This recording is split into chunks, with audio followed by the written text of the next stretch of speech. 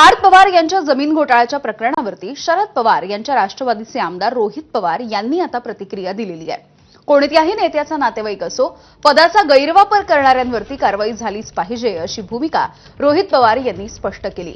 दरम्यान फडणवीस आल्यापासूनच राज्यामध्ये जमीन घोटाळे सुरू झाल्याचा निशाणा देखील रोहित पवारांनी लगावलाय। तर मुंबई महानगरपालिकेच्या निवडणुका झाल्याच्या नंतर एकनाथ शिंदेंना देखील भाजपकडून टार्गेट केले जाईल असं रोहित पवार यांनी म्हटलंय।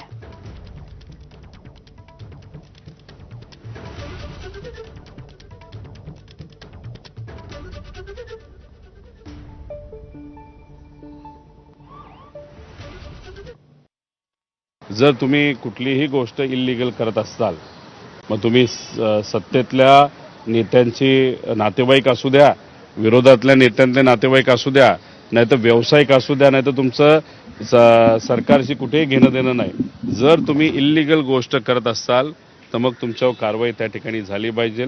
त्या बाबतीतली शहानिशा झाली पाहिजे। काय खरं काय खोटं हे लोकांसमोर तिथं आलं पाहिजे। पण हे बघत असताना चेन काय, कारण कुठलाही निर्णय एक व्यक्ती घेत नसतो, त्याला पाठिंबा देणारं काही अधिकारी असतात। ते अधिकारी कोण, कशा पद्धतीने ते वागतात, अधिकारी मग काही लोकांनाच का तिथं महत्त्व देतात, काही लोकांचीच कामं तिथं का होतात, गरिबाची का होत नाही, या सगळ्या गोष्टीची शहानिशा करणं अतिशय महत्त्वाचं आहे। करून वोट चोरी, करूया जमिनीची लुटमारी, असं या सरकारचं ब्रीद वाक्य तिथं झालेलं आहे।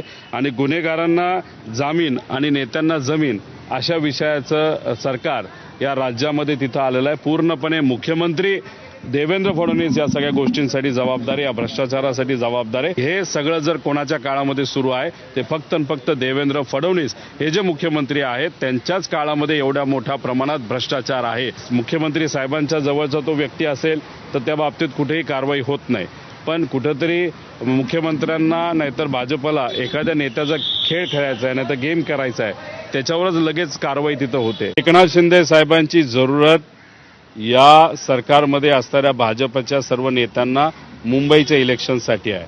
मुंबईचं इलेक्शन जसं संपेल तसं एकनाथ शिंदे साहेबांना सुद्धा टार्गेट केलं जाईल, त्यांना पूर्णपणे राजकीय दृष्टिकोनातून संपवण्याचा प्रयत्न तिथं केला जाईल। त्यांच्या ठाण्यामध्ये सुद्धा त्यांना नीट राजकारण करून दिलं जाणार नाही अशी भूमिका भाजपची तिथं 100% असणार आहे।